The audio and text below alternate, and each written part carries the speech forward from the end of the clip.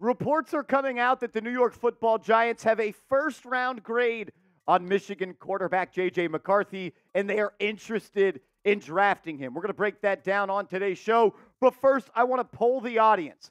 Do you want the Giants to draft J.J. McCarthy? Let me know what you think. Type Y for yes, type N for no. Light up the comment section for me.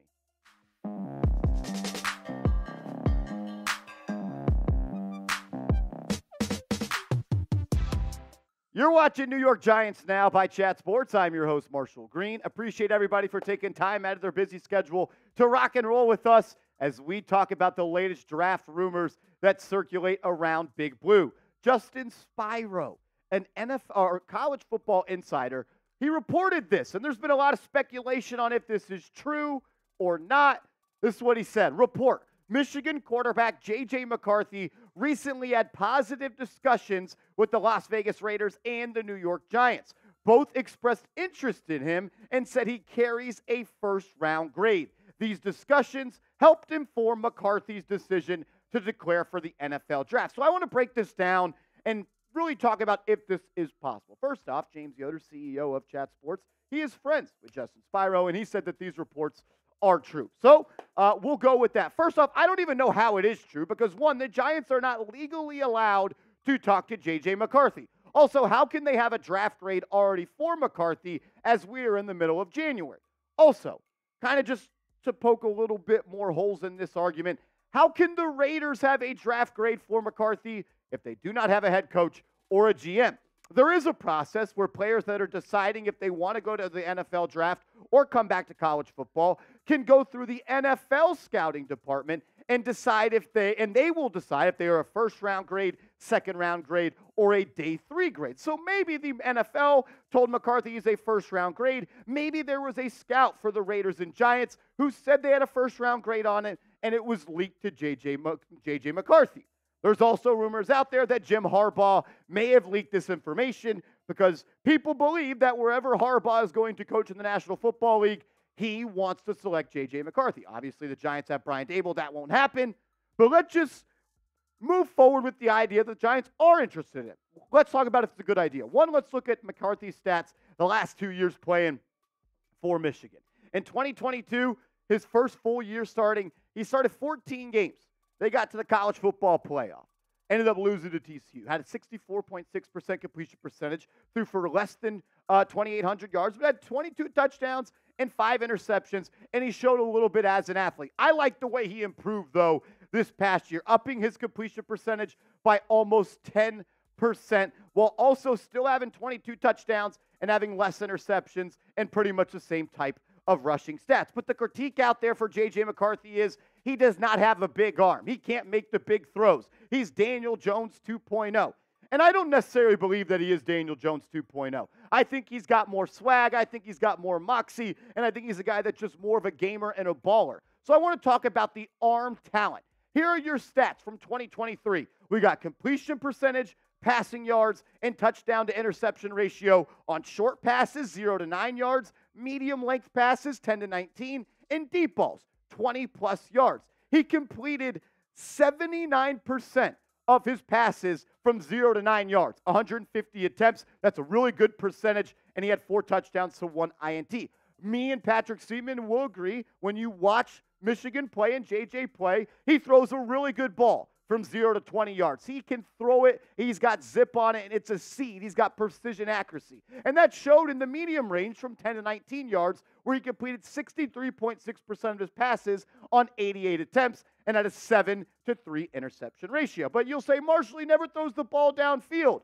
Well, he had 10 touchdowns on this year on passes of more than 20-plus yards, completed 54% of those passes, and only 1 interception. Would like to see the completion percentage up a little bit more, but there are times that you will see McCarthy scramble out of the pocket and he can throw the ball cross field. There is no lack of arm talent with him. And what I like about him is mostly that I feel like he plays good in big games. I'm not going to say he raises his level of play, but he's the type of quarterback that I see succeeding in big games because he plays within himself. He doesn't make a lot of mistakes, and he's not going to lose you games. And in big-time moments, he can help you win games like he did in the Rose Bowl and like he did in the national championship. I know he didn't throw any touchdowns in the national championship But what about that run late in the game that pretty much put the game on ice? I like that he's played in big moments. I like that he's played on the biggest stages. But at the end of the day, for me, the J.J. McCarthy evaluation is a difficult one because he has played on the best roster in college football this year, and he arguably did it last year with Michigan, unless you want to say Georgia had a better roster.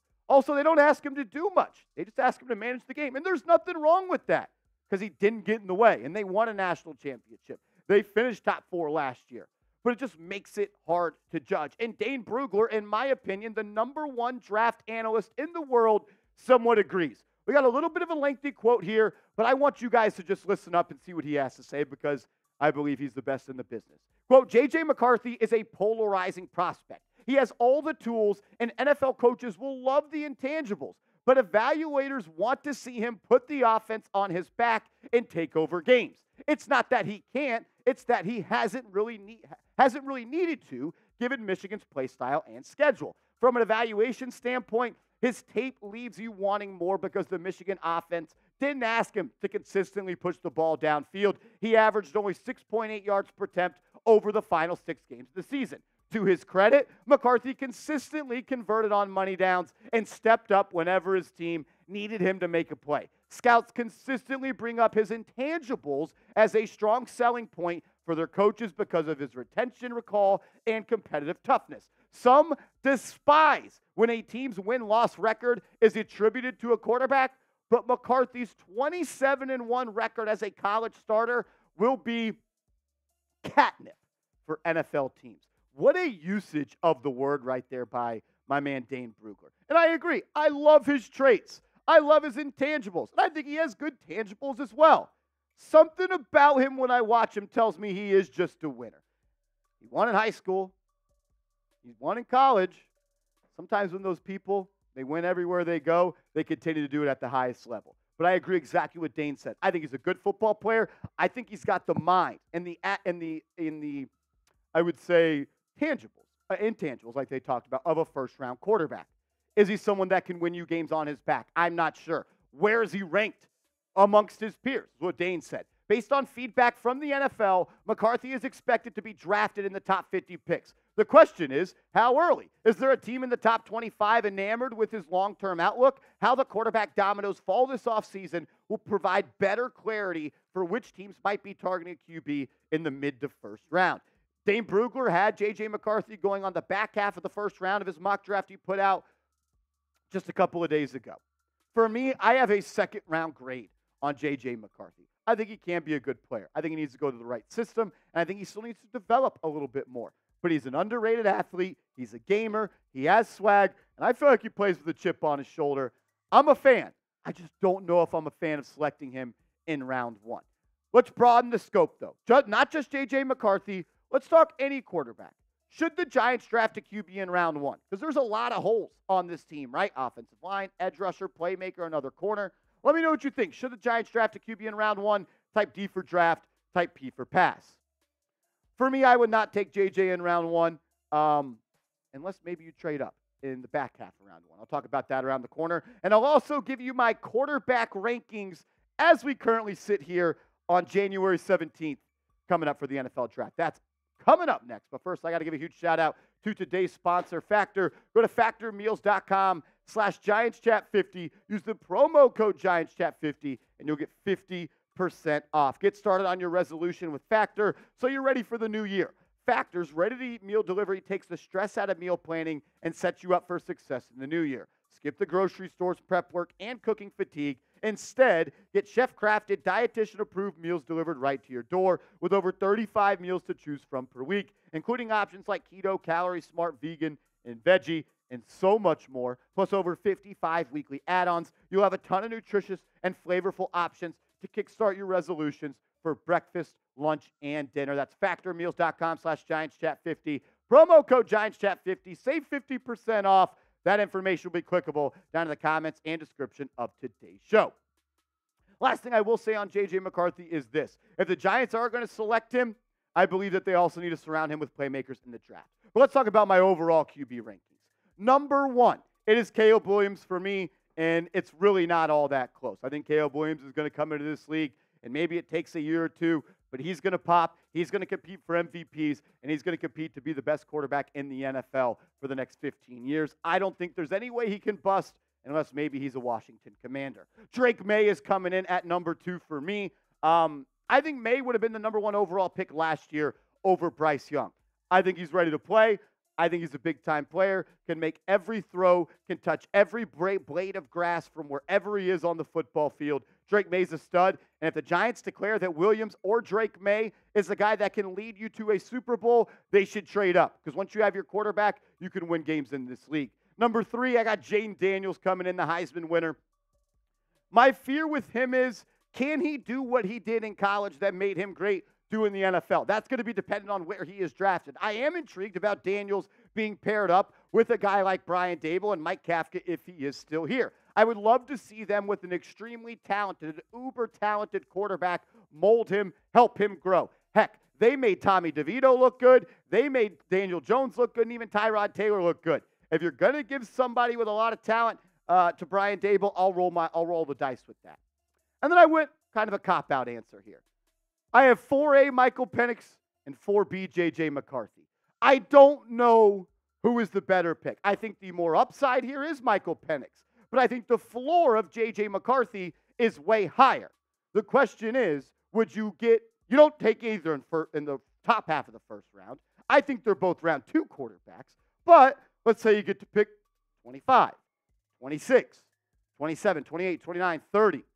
Could the Giants trade up from pick 38 or 39 that they have in the second round and go into the first round and go select one of those guys? I think both these guys fall in that lane where they could be a quarterback that falls late in the round 1 and the team trades up to get that extra year on their contract.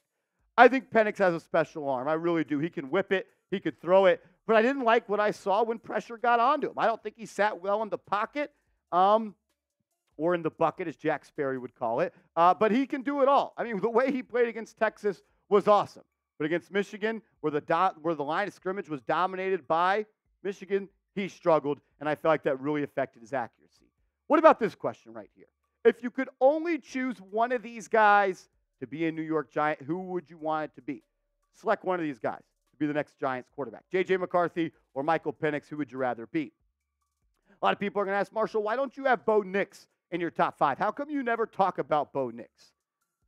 I'm just not a real big Bo Nix guy, to be honest with you. The stats are incredible, though. 77% completion percentage, 4,500 yards, 45 touchdowns, and 3 interceptions. Not saying he's going to be a bust, not saying he's not going to be no good. I just would rather go somewhere else. Maybe if he's there when you're picking in the 3rd round and you love him, sure, because he is athletic, he is strong, he can move, he can make some throws. He's just not someone that I want to build my franchise around. So let's say you don't draft a quarterback in round 1 or round 2. And you still want to add a young quarterback to this roster, and we're talking around 3, 4, 5, 6, or 7. There's 3 guys that I would like to see Brian Daboll and Mike Kafka work with. The first guy we'll talk about is Jordan Travis of Florida State. I just like the raw ability that he has, and I like how he's gotten better every single year that he plays. He's also an athletic guy, had 7 rushing touchdowns this year. You can use that as a threat in the red zone. I like the maturity that he's had. I like his growth. He is someone that I would like to see work with this staff if they were to select him in round 4 or round 5. Also, I'm going to have Spencer Rattler in my mid-round QB targets. I understand why he left Oklahoma. I understand that there's reports that his teammates don't like him and that he's an asshole and he's a D-bag. But at the end of the day, this dude was projected to be the number 1 overall pick. And when I'm looking at quarterbacks in round 3, 4, 5, 6, and 7, I'm looking for traits that transfer. And his arm talent, it does that. I believe he would have a top 15 arm the day he walks into the National Football League. His pro day is going to be sensational. I know all the red flags. But if I'm drafting a quarterback in those later rounds, I want that guy to have the opportunity to be great. And I'm not saying it's a large chance that he is, but I do think there is some greatness in this kid. His arm is special. I would like to see him work with this staff. Another guy that maybe you buy a lottery ticket on is Joe Milton of Tennessee. Just like Spencer Rattler, the athletic ability and just the overall attributes that he has is incredible. Milton coming in 6'5", 235 pounds. He can legitimately throw a football 90 yards in the air. And I would like to see him as a young, raw, needing a lot more growth to play in this league, have an opportunity to sit for a year or 2 years and work with Dabes and potentially Kafka. Big, strong, athletic, 7 rushing touchdowns for him this year. Kind of the theme of that for me is if you're going to take a quarterback in the later rounds, he has to have skills that can maybe make him great one day. And I think all 3 of those guys potentially have that. Not saying they will, but it might be worth taking a chance on. As always, I just want to say thank you, and I appreciate you for tuning in. A lot to talk about in today's show. I don't know if that report's true. Not going to call it true. Not going to call it false. But you can make your own opinion. I do know this, though. I don't have a first-round grade on J.J. McCarthy, and I'm only taking him in round 1 if it's after pick 25. But I don't hate the idea of maybe selecting him in round 2. As always, thank you. Appreciate you. And if you could, on the way out, hit that thumbs up icon.